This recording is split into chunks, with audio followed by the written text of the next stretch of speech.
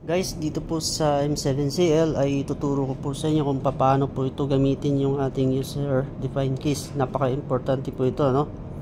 Kasi ito na yung pinaka shortcut ng ating mixer, kumbaga sa computer, sa keyboard, ito na yung pinaka shortcut key. Like for example, kung ang inyo pong papasukin ay yung mix or setup na sa output, yan, pwede nyo pong i-assign yan doon sa ating user defined keys. At ang pinakagamit nito, yung sa pinaka basic, ay dito sa mix, no? Kasi ito iikutin mo pa talaga isa-isa, unlike dito pag ginamit nyo yung user defined keys ay madali lang. Okay, so ganito lang, punta lang kayo dito sa user setup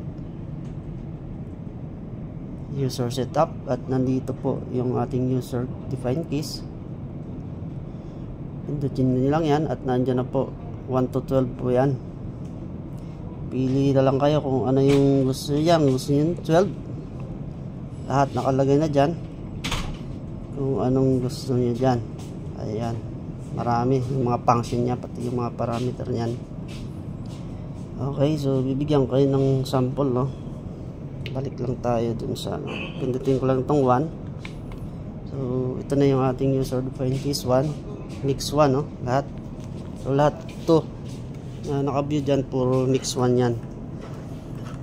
So, madali ko lang siyang i-adjust.